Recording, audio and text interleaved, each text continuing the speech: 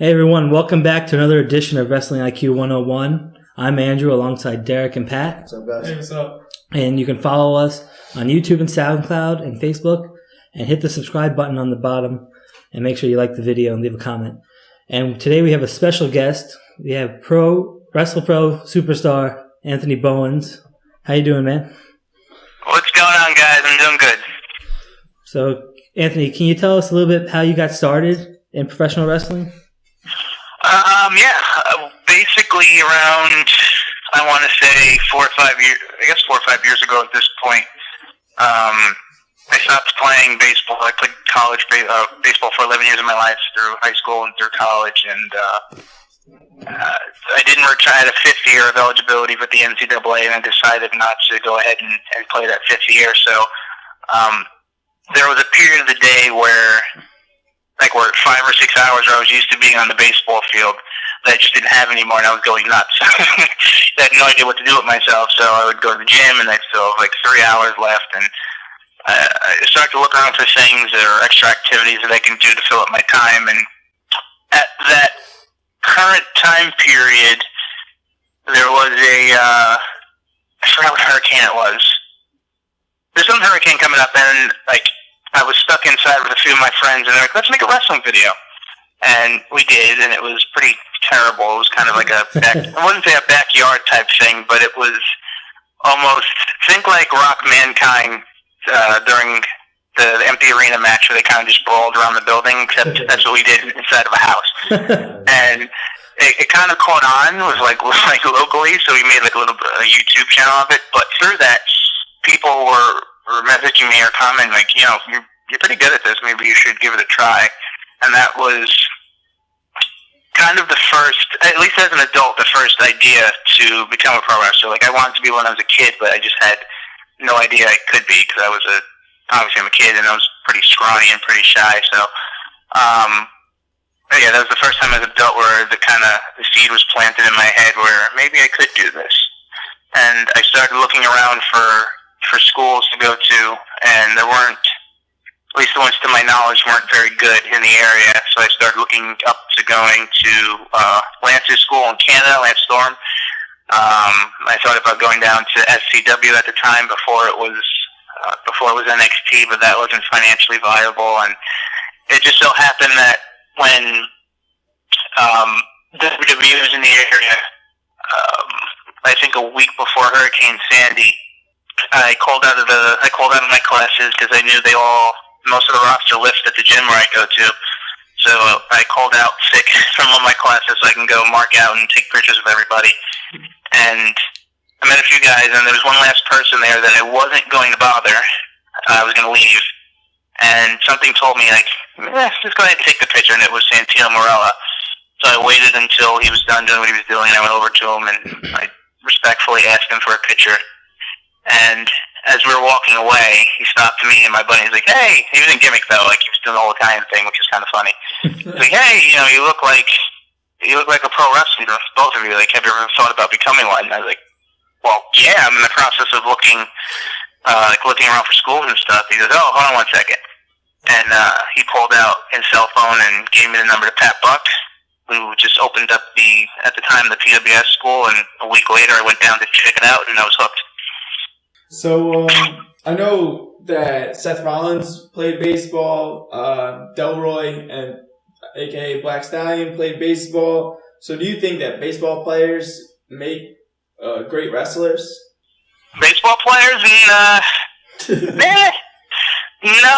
Maybe. It depends. I think, because I played 2 years at Seton Hall University, which is on the Division I level, so it's the highest level of collegiate baseball, and we trained like it. So there's a lot of days where they pushed us to the extremes. We ran like a track team. As a matter of fact, I think we ran more than the actual track team.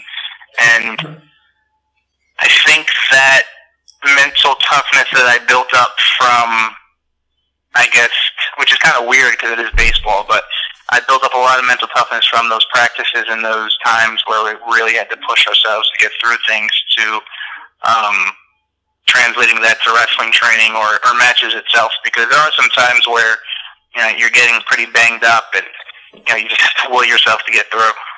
Who'd win a home run derby, you or Delroy? Me, of course. And I see we seen like your Optimum Online commercial is acting like something that you're looking at going into as well. Yeah, I'm trying to. I guess I don't want to call it a side hobby, but because I've already, I guess, successfully shot my first commercial, so I think it's something that's pretty viable for me to do and continue with. But a lot of this it comes through my fitness agency, but I'm doing a lot of this to kind of craft or show that I have a well-rounded career, because when I came out of my tryout with WWE last year, one of the things they told me to work on, or the main thing they told me to work on, was my promo confidence, because honestly, physically I couldn't have done anything better during those 3 days, but when it came to promo time, I don't ever get nervous performing. I think, that you do get the butterflies sometimes before you go through the curtain, but that original complete nervousness that you have when you first start is kind of gone, because I'm very confident in myself. But that, for some reason, that 1 minute felt like 3 hours standing in front of the camera and all these people who you're watching on TV, and I don't think it came out too well. So I think they got the wrong impression of me, because I can talk, and I may not be the best talker in the world, but I have a personality to show, and I'm setting out now to do everything I can outside of wrestling. So when I do contact them again, or they contact me, I can show them, like, hey, look, I've been working on this, I've done commercials, I've done TV shows, and basically, hey, hire me. Yeah. Do you think they kind of it goes hand in hand? Do you think like wrestling kind of makes you a better actor, and acting makes you a better wrestler as well? I don't think they make you better, but they just make you more, I guess, a more well-rounded performer, because obviously there is a lot of acting. You got to be able to talk, and you got to be able to deliver lines. Actually, I take that back. Yeah, I think it does, because as far as wrestling, you have to do everything in a single take, or else you're screwed, or you get the "you fucked up" chance, or like you don't really have a safety net, and as opposed to acting, where if you don't remember a line or something, you can just yell line and they'll read it to you or something. I think that was one of the things I noticed when I was on the set for the commercial was we finished that part in literally, I think, 30 to 40 minutes. And that was only because, they wanted to try like different camera angles and stuff like that, because I kept nailing each shot, and it was because of my wrestling experience. I didn't need, 75 different takes to get it done. It was, for me, it's one and done. All right. I got to ask you about the music video. Oh, God. And Gibbs was in it, too, right? Yes. That's one of those things where one of the typical things that Gibbs dragged me into. He always comes up with these like harebrained schemes or like ideas to do, and I stupidly go along with him. Basically, he got contacted from the very, very nice ladies, the Porsche and Mercedes, very cool people, very professional. They contacted him, I think, on Instagram, like, hey, we're looking for people to be in a music video, our next music video. And then he contacted me. He's like, hey, this is perfect for us. We can do this, blah, blah, blah. We get paid. So I'm like, oh, sure. Music video. I'm getting paid. Sign me up. And then it just progressively got like more odd every week. So like the first week, he was like, hey, you got to bring a suit. I'm like, okay, that's not too bad. And then the following week, he's like, yeah, I found out that it's about a dealership. I'm like, oh, cool. Like, it's cars and stuff. I was like, no, they're selling men. I'm like, what? I was like, okay. And then the next week, he's like, yeah, they said bring your best pair of underwear. I'm like, what? I'm like, where is this going? Like, each week, it just progressively got worse. And then we showed up that day, and I think it was like in Patterson or something. And honestly, usually, like, a lot of the, like, even like some of the photo shoots that I've done, the buildings that they're in look like something out of like the Saw movies, where there would be like a dungeon inside, but inside it's actually like a beautiful studio. So we pulled up to this place, and it looked like we were about to get like mugged and raped and murdered. And I was like, "You sure this is the place?" And we got out, and then once we opened the door, it just got even more bizarre because there was what's the word to use? There was little people running around. There was these gold painted guys skipping around, and I was like, "What did you get me into, Gibbs?" He was in his. It ended up being really fun, and despite everybody screenshotting the picture of me biting the caution tape, I think it was. I thought it was pretty fun. So you teamed up with Gibbs before. Has he helped get your personality out? Because he's an entertaining guy. Has he what? Has he helped you get your personality out and help you cut promos? Because he's a pretty good talker and entertainer himself, Gibbs. Gibbs actually was a very integral part of getting out, and when I like first started, maybe when I was a couple of months in, like getting out and learning how to get bookings and stuff. Because I think out of the the original 12 people that joined up for the school in 2000 was he was the guy that just really wanted to start working other places. So I think he was the first one in the group to really reach out and start talking to promoters, and I wasn't really sure how to go about that, and he was the person I was closest to at the time, so I kind of stuck with him, and we rode together a lot of places. So he's helped as far as that aspect. Actually, promos myself and Tosh, Bobby Wayward, although I hate him. Like we would sit in his basement and just cut promos. What was the other guy? Beefcake. Just cut promos all night and just try and learn how to get comfortable in front of the camera. So he said I don't want to give him too much credit because then that'll boost his ego, but he's helped a great deal as far as helping me learn a few things in wrestling. Kind of, can you tell us how, like, you got started with, your WWE tryout? Like, how was that process? To be honest, okay, so how do I shorten the story? I was booked to do like the Rosebud gimmick stuff. Maybe was it 2 years ago? They contacted me to come in as an extra, and we did the loop. I did 2 house shows, Raw and SmackDown, and I just every day something progressively impressed somebody there. Ultimately culminating where Gibbs and I worked a match before SmackDown in front of Mr. Regal, and he took a particular liking to me, and I guess he gave my name to Canyon Seaman down in NXT, and then we kept in contact with each other for the next couple months or so, and then finally around March he emailed me and invited me to the NXT tryout at the Darnold Classic, their first ever live tryout, which was it was different, but it was really fun because I just like being in front of people, although it was rough, and it wasn't as rough as the stuff that we did in the Performance Center because obviously they couldn't kill us in front of an audience.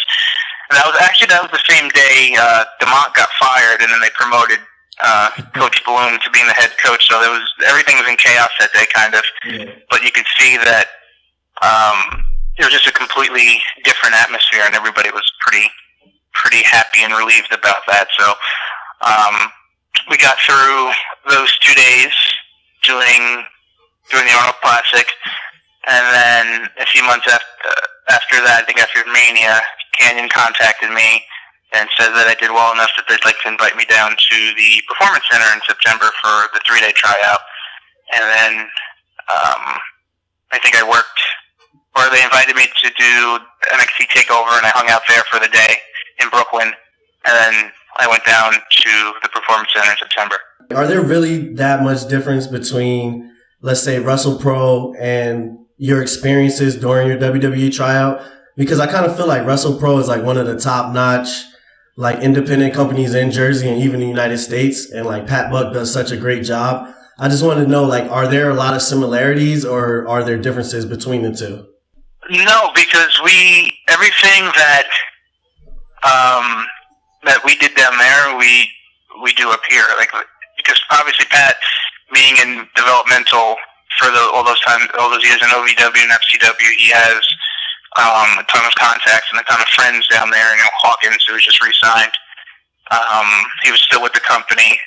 So anything that they do down there as far as training, all he has to do is just text somebody like, hey, what are they doing down there? And then it gets applied to our training. Even I will throw in a few things like, oh yeah, we did this down there, and this is what they're working on. And I'll kind of, if he asks me, I'll give him little insights as to what we did. So training at Wrestle Pro is, of course, we don't have a big performance center facility with 7 rings to do, but we make do with what we can. And we pretty much do everything like the way you would be trained if you were signed down in NXT. How rigorous and physical is the training that they gave you in the tryout? If you don't take the time to condition yourself going down there, you will not get through. Because there was people who, we did the warm up and they were already sitting out. And that was the first day. My roommate quit. Somebody else quit. My roommate's brother quit.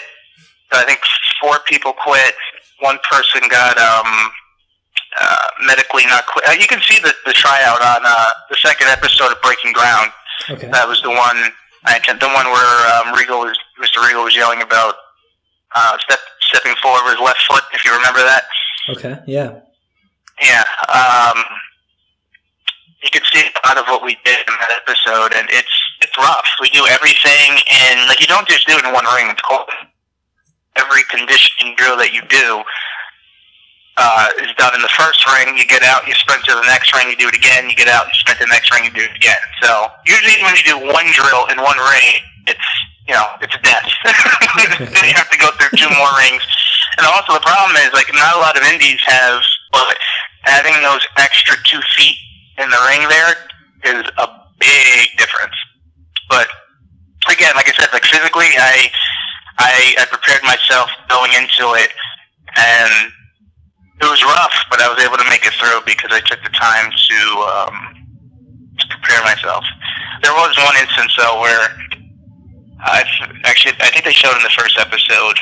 You see me lying on the ground in pain, which I knew they're going to use this footage because anytime they do specials on training and stuff, there's always one asshole that they find that it looks like they can't make it and is dying in pain or throwing up or something. And the second this happened to me, I knew I was going to be that guy. And basically, I had trained myself to push sleds. I was doing that for maybe a month or so. Just really killing myself because I knew that we were going to do a lot of them down there. And when I got down there, of course, we were going to do sleds because there's we do outside of the ring stuff in the CrossFit room or the weight room, and we do that type of training. So we're about to do the sleds, and I'm warming up I'm going to destroy everybody. I've been working on this for the last 2 months. First, you're about to make the turn to go back. I take one step, and my calf feels like it explodes, and I have the worst cramp I've ever felt in my entire life because I was so dehydrated, and I go down. So I'm laying there screaming, dying in pain. I look up to my right, and I see the entire Breaking Ground camera crew look up from what they were doing and sprint over to me. And next thing you know, I have 3 or 4 cameras in my face, and I'm like, oh God, everybody's going to think I'm an asshole and I can't get through this stuff. Wow. And that's exactly what happened. At least you got through, and you're on the right track now to get back, so that's great. What Yeah, hopefully. Yeah, I was gonna ask. So it seems to be a thing. Everyone we talk to about you, they seem to almost guarantee that Anthony Bowens is going to the WWE. So is that kind of something that's kind of in the works, or something that you can talk about, or is it just all smoke and it's not true at all? It's very flattering that they say that, and I have the confidence in myself to get there one day. It's just, time will tell. I can tell you now nothing. I'm not going to try and, bullshit you and say there's something in the works. There isn't at the moment. Okay. I may or may not be doing some work for them very soon, but that has nothing to do with putting pen to paper and signing a contract. Gotcha. Encouraging, flattering words from whoever's saying it, and I thank them for that. So when I first started seeing you, you were part of the Untouchables, and there's been a couple of variations. You had Chris Payne, and then you and Wayward towards the end. What was your favorite type of grouping of the Untouchables? The favorite grouping? Yeah. Because it started out with you and Chris Payne and Wayward, and then at the end it was pretty much you and Wayward. It was me, Payne, Wayward, and Gamble, AC Gamble. And then we kicked Payne out, and then it came down to me and Gamble were tagging for a while. Yep. And Bobby was the singles guy of the group, so it was a trio. And then it kind of came down to me and Bobby. But I think prior to myself and Wayward getting into things, I think the trio version of the Untouchables was pretty cool. Although, I think we could have had a very good run as Payne had staged. There's a lot of cool things that we had lined up to do, but never came to fruition because of whatever reason, or maybe some political things, not within PWS, but from the outside perspective. Like, we were supposed to feud with I don't think people know this, but we were supposed to feud with the Samoans. That's pretty cool. Like Rikishi and the Anawahi family. We were supposed to have a big feud with them, and that ended up not coming to fruition. We were going to do a lot of cool things. Like, we worked the BWO, and there's some more other stuff lined up for us that just ended up not panning out. And then once Payne left, it came down to the trios. And I think we had enough momentum to where we could have did a lot more as a group. But then, as time went on, Bobby won the suicidal six-way, and that went to his head. And then I think he realized that I was actually the star of the group, so he got that little bit of a jealous feeling, and that's where we started butting heads, and ended up the way that it did. Yeah, as a fan, that was great to watch. That was such a build-up. And then finally you break out on your own, and you beat McIntosh for the title. How was that? That was cool, because it was I don't want to say culmination, but it was kind of a moment for me where it's like, finally I'm getting some recognition for doing my job right. Because I've always been under, even with Peter, I guess I was the second Wrestle Pro show, so with PWS, I was always floating under the radar with things, and I think that was partly because of the other promoter and him not really giving a shit about anything that I did. That was one of the problems I had with him. Okay. He just didn't give a shit about anything with the school at all. It was kind of only the characters that he created that he was very into, and nothing else. So I was doing all these cool things. I had the 2 NXT tryouts. I did the Rosebud stuff. I was invited to Takeover. I did the Tough Enough commercials. I did the Money in the Bank promos, and nobody knew about it because he was running all the he had a death grip on all the social media things, and he wouldn't put out anything. That kind of stuff, even just putting a simple status out, congratulating me, or putting a picture up. All schools do that. Mm-hmm. And it helps with people's perceptions of you so much, and it could have boosted me, in the eyes of the fans so much. I had to do everything on my own. And thankfully, we got away from that. Wrestle Pro, we got Pat completely in charge, which has been such a breath of fresh air. And we do a lot of these things now. And we have a whole social media guy, Chad, who does a great job with our Facebook and Twitter profiles, and everything's run the way it should be, and people are getting the recognition that they deserve. I forgot what the original question was because I got on a tangent about the old company. What was it again?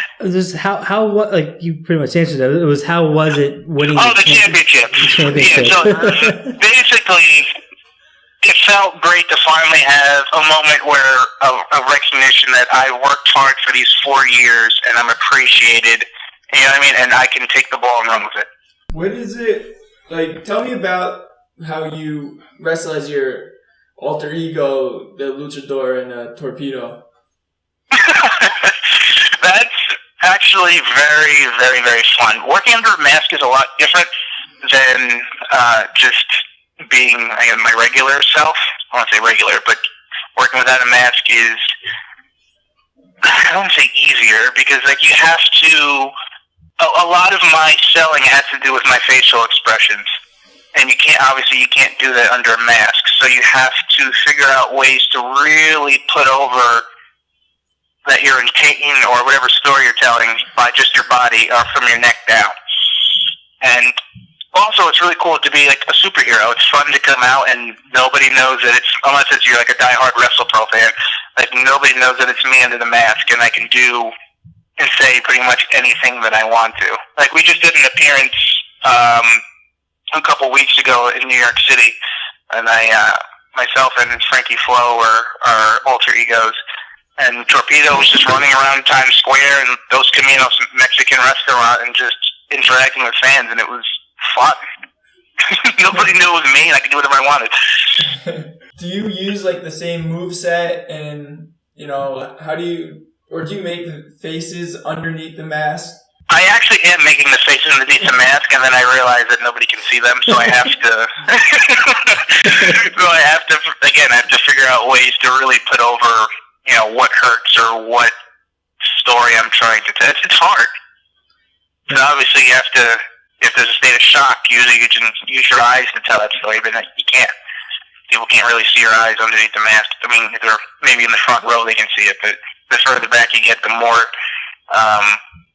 body language you need. How'd you come up with that hand gesture you have, that when you get into the ring and you pose with that? How'd that come about? Okay, that's like the most, I want to say misunderstood, but most people ask that question. Okay. Essentially, it would be easier for everybody to understand if I had, I don't want to say promo time, but vignettes and stuff. I just really haven't had the chance to film anything. But basically, the origins of the character is I am a huge Power Ranger fan. Massive. The first thing I wanted to be when I was a kid, it wasn't a wrestler, because I haven't discovered it yet, and it wasn't a baseball player. It was a Power Ranger, because that was the first thing I really got into. And coming off of the Untouchables, I was just plain Anthony Bowens, plain kick pads, which I was good, but there was substance to me. So I really thought, what could I do to kind of find a character, and what could I relate to? And superheroes are, I guess, like the big thing these days. And Power Rangers is me. And when I thought about it, I'm like a super, or at least in other people's opinion, a super humble, nice person. Sometimes overly, too nice. That doesn't really translate into the ring, because a normal person is not bigger and larger than life. So I have to transform and or morph into something bigger to be able to be that aggressive ass kicker in the ring to take on guys like Dan Moff or Tony Nese. So basically, the way I translated it was, Power Rangers are normal teenagers that roam around, but then when the evil space aliens come down and the going gets rough, they have to morph to become the Rangers, and then they kick their asses. They did the morphing gimmick, and that was one of their variations. I think in season 3 they were the Ninja Rangers, and they did this really cool hand gesture. And I was like, holy shit, I should probably start doing that. So basically I stole it from the Ninja Rangers, and it's me basically on the entrance. I come out, I'm a normal person. Once I hit the ring and I hit that pose, I morph into the ass kicker that I need to be. If that makes sense. Have you ever thought about teaming up with Xavier Woods? He could be the Black Ranger, you're the Red Ranger, making a duo. The Black Ranger, yeah. I thought about bringing it up and maybe tweeting him about it, but I figured I better not let. I think the die-hard fans would remember it, and maybe most wouldn't. They'll just know Woods as the New Day guy, so I don't want to draw any comparisons, because I just want to be Anthony Bowens, not the copy of. I think Xavier did a little bit differently than I did. Okay. Because I'm not trying to be, because I think that character was more of like a really big 90s, like a kind of 90s nerd fan of like superhero films and stuff, or cartoons and stuff like that. I'm just trying to make it as very simple and basic, bare bone to straight to the point where I'm normal. I get to the ring, I morph, and I'm good to go. I like that idea. It's pretty cool. I wanted to ask you, like, how did you get into wrestling in London? That was kind of, I guess, luck. I just had this thing where people are scared to do things. Like, oh, why would you do that and stuff. I just go for things. And basically, I get tired sometimes of seeing, I don't want to say jealous, but I get irritated when certain people get opportunities that aren't very good sometimes. And I'm looking like, you know what, I could be doing these things. And one of my goals was to travel internet, like before getting to WWE and all that. I want to travel and do a lot of indie stuff and hopefully get to like places like Germany. Before I went to England, Japan is probably one of the biggest places I'd like to get to. So I went on Wikipedia and I legitimately typed in independent promotions in the United Kingdom, and a whole list came up. And I friend requested every promoter that was on that list. And I was going to contact most of them, but even before I got the chance to do that, one of them, Sanjay Baga of LDN Wrestling, pretty much got back to me messaged me almost instantly. He was like, hey, he was pretty blunt. He was like, hey, I'm assuming this friend request is about work. I was like, yep. All right, well, send me some of your promo pics and your video, and I'll check it out. And I sent it over, and then the next day he got back to me. He was like, yeah, I have a tour coming up. I'd like to have you. And we worked out everything, and literally within a day, I went from sitting in my house to being booked on my first international tour, which was incredible. What's the crowd like over there, and like how's it different from over here in New Jersey? It was there's different. It's almost the same in the sense of, like, you'll have some crowds are more family-oriented, and then you have the more smart marky type. Obviously, I don't say that in a negative way, but, like, that's the way to describe them. More, like, die-hard fans. And that audience tends to go to places like Progress and Wrestle Pro. LDN is more of a, I guess it is a family show, but these people are, when I tell you they are into it, they are into every little thing. Like, if you didn't wrestle for a good 20 minutes and you just went straight to like the finish, you would be fine, because all they want to do is interact with you. They want to cheer you. They want to boo you. And if you listen to some guys, like if you listen to like Austin's podcast, he says some of his best matches are the ones that weren't on tape. They're in like these random places, like in different places around the world. Now I know what he means, because literally we did 2 matches a night for 8 straight days in 8 different cities across the entire country, which was draining, but it was super fun. And I think the show, the final night in a place called Margate, I had probably one of the, outside of the match I just had with Tony Nese, I think the best match I've ever had in my career. There was magic in the air. I can't even describe it, because the second I walked out from the curtain to the time I left, those people were just crazy. It's the first time I ever got so much heat that I felt the ring in the building shaking beneath me as I was, filling up from getting knocked down. It was crazy.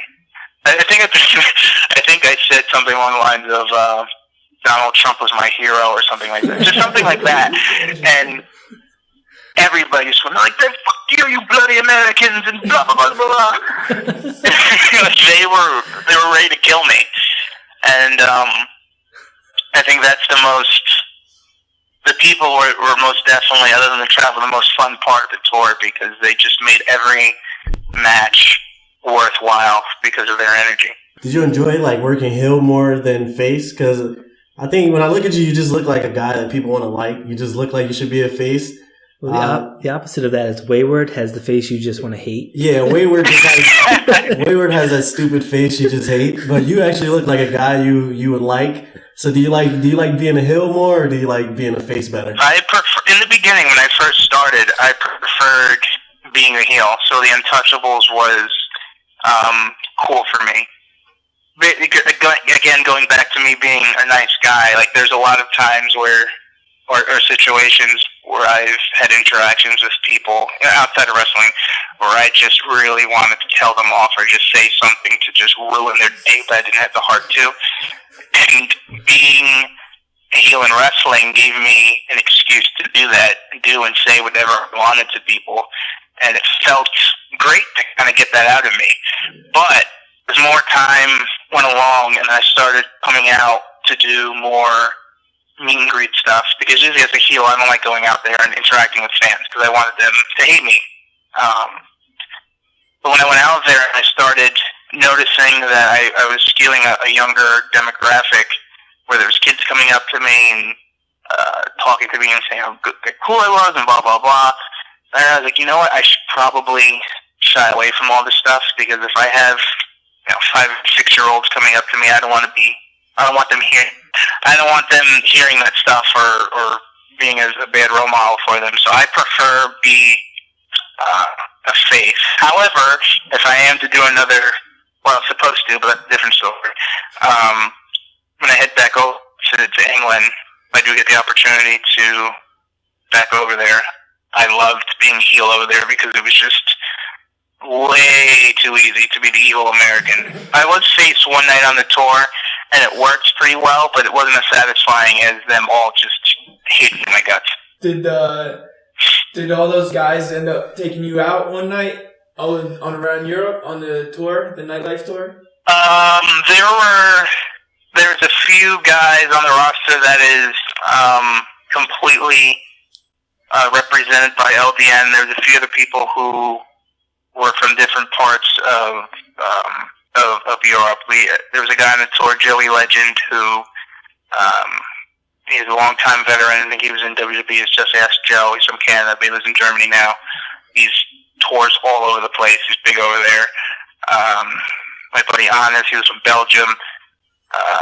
Adam was from Sting. Because there was a moment after one of our shows, and we were all sitting down and eating, and we were all laughing. And somebody told a joke, and we were all laughing. And I looked up. I was like, "This is really, really cool. Like, I'm sitting here from America. The guy next to me is from Germany. This guy's from Ireland. This guy's from Belgium, and we're all sitting here laughing and joking and sharing a common bond with wrestling." I thought that was so cool. And that's what I love about traveling and meeting new people. And I love that wrestling being able to give me the opportunity to do that. So who has been some of your favorite people to work with at Wrestle Pro? Who would I like to work with? Well, who do you like to work with, and who've been some of your favorite people that you have worked with? Oh, who's my favorite to work with? Or in both, who do you want to work with? As far as some of my favorites, working with Moff was it was very painful, but it took me to another level really, really quickly, because if you're not awake for that match, that first time he chops you, you will wake up very quickly. So I would definitely list Moff. As much as I hate Wayward, I always enjoy working Wayward because the crowd is always into it immediately, even before the music hits. Gibbs at this point, because prior to, I don't think we've worked in a while, but we had like a running feud through a lot of different companies, Sanctuary, Right Coast Pro, and I forget what the other place was. He's always easy to work. Nese was incredible to work this 2 weeks ago at Battle Club Pro. That was the longest I've went with somebody, because you don't really get a lot of time on indie shows. Just when you get there, they can be like 8 to 10 minutes, and this was the first time they gave me the opportunity, like, hey, you're in the main event, you have as much time as you'd like. So I think we ended up going somewhere along 25, 26 minutes. So I hope to. Well, he's probably going to be completely signed soon, so I hope to work him again. Maybe he will. Maybe you will in the WWE. Oh yeah, well, you never know. As far as the best, again, going back to the best match I think I've ever had, I give him credit from England. Alan Lee Travis. He was very, very fun and easy to work. As far as people who actually also McIntosh on that list too. He's very, very fun. People I'd like to work, really, I don't know, I'd have to sit down and really, really, really think about it. I'd love to work Zack Sabre Jr. as far as test my technical knowledge and see what crazy things he twists me into and see if I can get out of it. He's great. What about like Cody Roach? I'd like to work a guy like Leo Rush. I've always worked. It seemed to work either guys my size or bigger than me. I never really had somebody who's that quick that would have to work around. You know what I mean? Yeah. I want to see if I can keep up with a guy that quick in the ring, or just anybody really with a big name value, because I want to. You know, I still want to learn. I have a lot of learning to do, and I want to see. Well, I know I can hang with them, but I want to see it on camera, basically. That's cool. So now that you've lost the title to Wayward, and I was pretty shocked about that too. Yeah, so was I. I wasn't expecting a crazed prisoner to the ring. Yeah. Is now the goal to chase him again and beat him for, or do you have any other feuds that you want to try to knock out? The goal is ultimately the end goal is always getting back to the Wrestle Pro title. Okay. But again, kind of stemming off the last answer I just gave, I just want to continue to learn and get better. That's the goal. So I want to have as quality of a match, entertaining of a match as possible every time I go out, no matter who I'm working. There are people I haven't worked yet within the company, a guy like Mario Bocara. I worked him at Monster Factory, but I think we'd be able to do a lot more in that Railway building and really get the people going. But it's just in general, I just want to continue to have great matches that people can enjoy and talk about, and when they get home, they can leave a review on the Wreslepro site saying, "Hey, Bowens and whoever had the match of the night." Yeah. So Anthony, we're about to wrap it up. Do you have any upcoming events you want to plug, or where people can find you?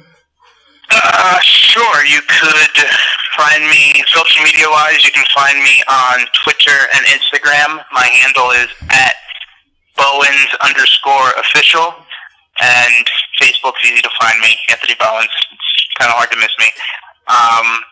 The upcoming events this Thursday, I will be returning to Create a Pro in Hicksville, taking on Johnny Silver.